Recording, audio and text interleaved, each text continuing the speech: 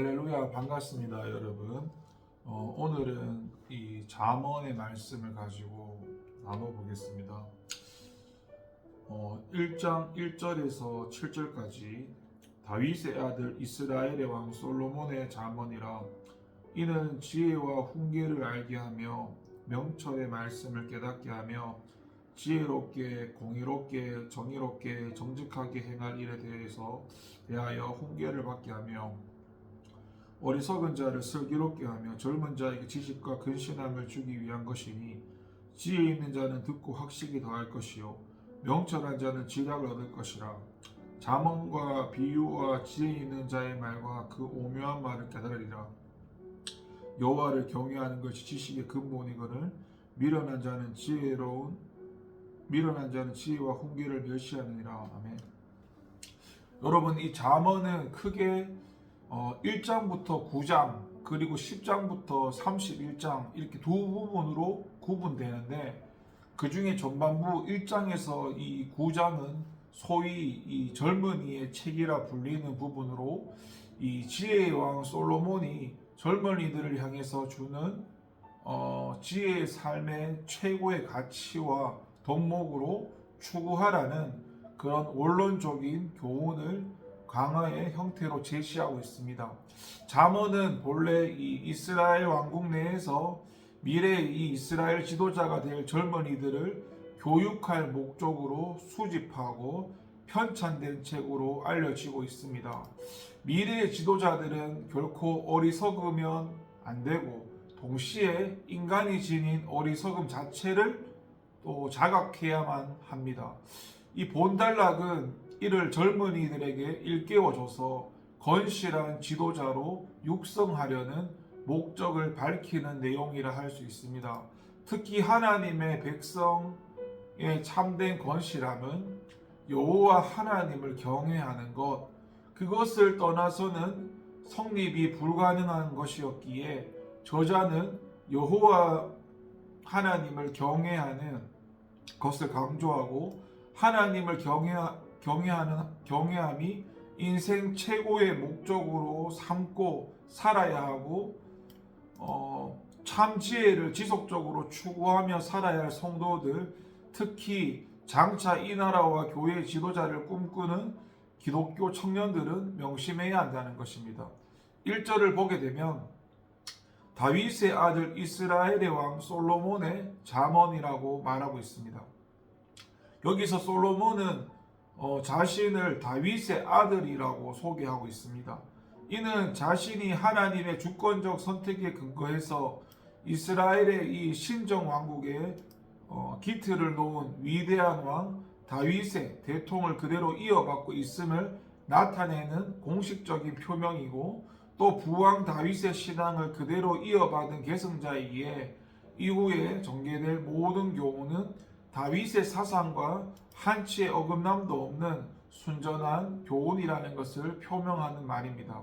단지 혈연적 관계에서 그의 아들이기 때문에 그것이 아니라 그의 모든 신앙과 말씀에 근거한 삶의 지혜를 계승한 자로서 자신의 위치를 나타내고자 하였던 것입니다.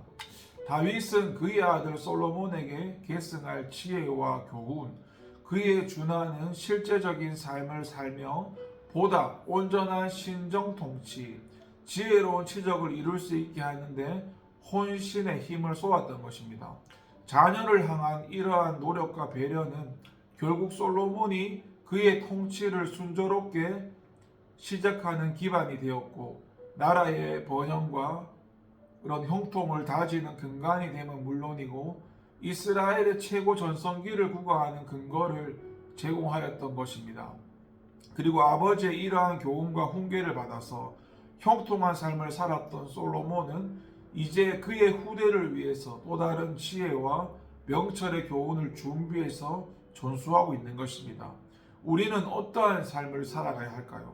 다윗이 아들 솔로몬을 위해서 바르고 온전한 통치의 기틀을 마련하고 신앙적 유산을 남기고 지혜의 교훈을 전승하였던 것처럼, 솔로몬이 그의 후대를 위해 주옥 같은 신령한 지혜의 교훈을 전승하였던 것처럼 후대에 복되고 형통한 인생의 시작과 신앙의 시작을 위해 피와 땀의 노고를 다해야 하지 않겠습니까?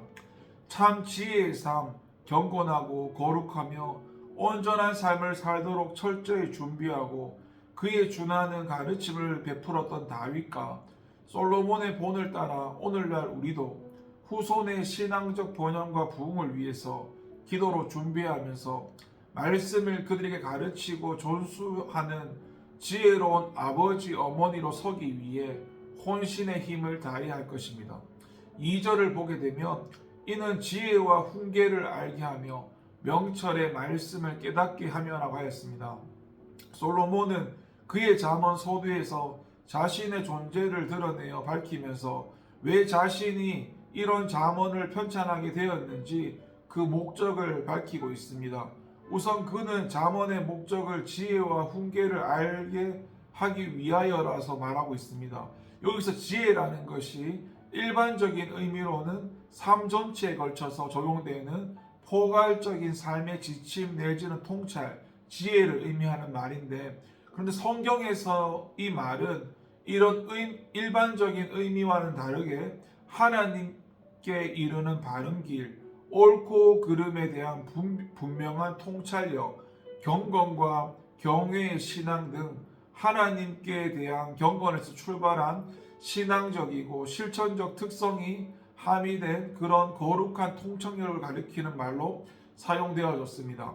이것이 바로 오늘 우리가 잠언을 공부해야 하는 이유고, 세상의 어떤 지혜와도 비교할 수 없는 잠언의 독특성을 명시하는 것입니다. 저와 여러분이 이 하나님의 말씀, 성경을 가까이 함으로 하나님이 주신 지혜 가운데 살아가기를 소망합니다. 3절을 보게 되면 솔로몬은 지혜롭게, 공의롭게, 정의롭게, 정직하게 행할 일에 대해서 훈계를 받게 하며라고 하였습니다. 본서를 저술한 목적은 본서를 통해서 올바른 지혜를 얻게 하려 함인데, 그 지혜라는 것이 삶을 보다 지혜롭고 공의롭게 정의롭게 정직하게 살아가게 하는 지식이고 지혜라는 말입니다. 여러분, 사람들이 지혜라고 말하며 얻기를 원하는 것을 구하기보다 하나님이 가르치는 지혜를 배우는 데 열심을 내시길 바랍니다. 교묘하게 법망을 피해가며 재산을 증식하고 탈세를 범하고 사람들을 잘 부리고 더 많은 인기를 누리는 것을 배우려 하기보다는 손해볼지라도 하나님의 법을 행하고 손해진 것들을 버리게 된다 하더라도 다른 이들과 나누고 약한 자들을 돕고 정의롭게 정직하게 사는 방법을 배우고 실천하시길 바랍니다. 더 많은 것을 얻고 더 높은 곳에 앉고 더 오래 사는 것보다는 영혼을 구원하고 영원히 살게 하는 참 지식을 배우십시오. 그런 지혜와 지식을 알아가고 실천하는 복된 저와 여러분 되길 바랍니다. 5절에서 솔로몬은 지혜 있는 자는 학식이 더할 것이고 명철한 자는 지략을 얻을 것이라 하였는데, 앞에 말씀 4절의 말씀이 지혜와 명철이 부족한 자들이 말씀을 통해 얻게 될 깨달음을 말한 것이라면, 본문은 이미 그러한 지혜와 명철을 어느 정도 소유한 자라도 말씀을 끊임없이 듣고 묵상해야 할 분명한 이유를 제시한 것이라 할 수 있습니다. 하나님의 지혜는 무지하고 무식한 자에게 큰 깨달음과 축복을 줄 뿐만 아니라 능력을 가진 자에게 더 큰 힘과 지혜를 주고 지략까지 더해 준다는 것입니다. 지혜를 지닌 자라도 하나님 말씀을 듣고 그 말씀을 갈망하는 자들은 하나님이 주시는 크고도 놀라운 지혜와 명철을 얻게 될 것임을 말한 것인데, 우리가 기억해야 하는 건 하나님 말씀을 통해 우리의 삶을 세워가야 한다는 것입니다. 6절에서 솔로몬은 잠언과 비유와 지혜 있는 자의 말과 그 오묘한 말을 깨달으라고 하였는데, 여기서 솔로몬은 2절에서부터 언급한 본서의 편집 목적과 유용성에 대해서 마지막 결론을 내립니다. 본문에서 잠언은 본서를 가리키는 말이 아니라 각종 금언과 교훈을 의미하는 말입니다. 또 비유는 그 의미가 직접적으로 전달되지 않고 간접적이고 풍자적인 의미를 가지는 함축성 있는 격언을 가리키는 것입니다. 그리고 오묘한 말이란 문자적으로 수수께끼를 의미하는 말로서 그 의미가 숨겨져 있어 반드시 누군가의 해석이나 도움이 필요한 것을 의미하는 말입니다. 본서를 통해 얻게 될 하나님의 지혜는 이처럼 스스로 풀 수 없는 갖가지 난해한 말들이나 온윤적 말들, 혼자의 힘으로 풀 수 없는 각종 지혜까지도 깨닫게 하는 능력이 있다는 말입니다. 이는 하나님께서 성도에게 내려주시는 영적 지혜의 우월성을 말해주는 구절이라 할 수 있습니다. 성경의 지혜는 세속의 지혜를 판단하고 헤아리고 분별케 하는 한 차원 높은 지혜라는 것을 말해주는 것입니다. 아마도 솔로몬은 하나님이 주신 지혜로 모든 세상의 이치를 다 깨닫게 된 이후에 본 구절을 지었던 것 같습니다. 하나님께서 솔로몬에게 주신 지혜의 눈으로 세상을 바라보니 모든 비밀이 풀려지고 다 열려지게 되었던 것입니다. 그때서야 저자는 하나님의 지혜야말로 세상의 지혜를 알고 깨닫고 판단케 하며 올바르게 분별케 하는 절대적인 기준이 된다는 것을 알게 되었습니다. 마지막으로 7절을 보게 되면 솔로몬은 여호와를 경외하는 것이 지식의 근본이라 했는데 여기서 말하는 지식이라는 것이 수학이나 과학이나 문학이나 사회과학 등 전 분야에 걸친 사람들의 삶에 유용하다고 여겨지며 탐구되고 검증되고 가르쳐지는 인간의 축적된 지식을 일컫습니다. 이러한 표현을 대할 때 오늘 우리가 결코 잊어서는 안 되는 사실 하나가 있는데 그것은 본서의 저자인 솔로몬은 물론이고 그 어떤 성경 저자도 이와 같은 지식을 무가치한 것으로 생각하지 않는다는 사실입니다. 그런데 세상에는 이러한 지식을 갖고 있음으로 해가지고 오히려 하나님을 무시하는 일이 일어납니다. 하나님을 없다고 말하고 하나님을 경외하지 않는 일이 생깁니다. 지식이란 하나님 안에서만 제대로 된 의미와 가치를 가지게 됩니다.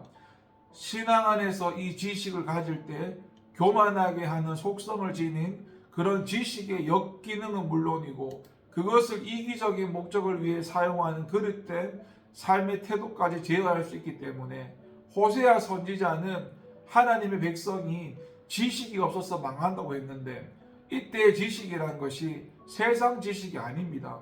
세상 사람들은 세상 지식이 없어서 망하는 것이 아닙니다. 그들은 하나님에 관한 지식, 하나님을 아는 지식, 세상 지식이 하나님을 아는 지식에 의해서 적절히 통제되어져야만 한다는 사실을 모르기 때문에 과용되고 오용되고 남용해서 망하는 것입니다. 그래서 하나님을 경외하는 것을 배우십시오. 하나님을 경외하는 것을 배우고 깨우치는 일에 시간을 투자하시고 공을 들이십시오. 그래서 저와 여러분이 그동안 짧은 지식이 드디어 빛을 발하고 꽃 피우게 되는 날이 속히 오기를 바랍니다. 여러분, 본서의 저자로 언급된 솔로몬은 인류 역사상 최고의 현자라 해도 과언이 아닙니다. 그는 최고의 부귀를 누린 왕이기 전에 인류가 낳은 최고의 지혜자였습니다.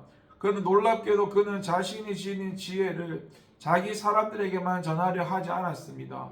어리석은 자들로 어리석음을 깨치고 현명한 자들로 만들려는 의도를 가지고 이 지혜를 전수하고자 합니다.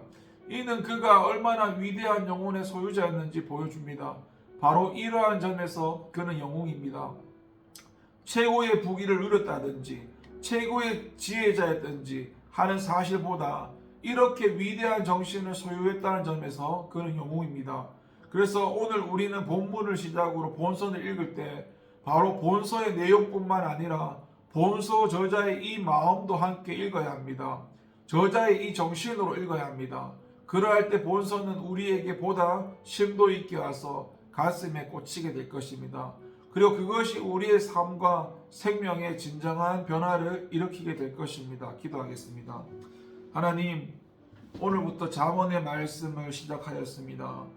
여호와를 경외하는 것, 먼저 하나님을 바르게 아는 지식과 하나님이 주시는 지혜를 강구하면서 그 안에서 세상에서 말하는 그 지식들을 통제하며 다루며 분별하며 나갈 수 있도록 은혜를 더하여 주시옵소서.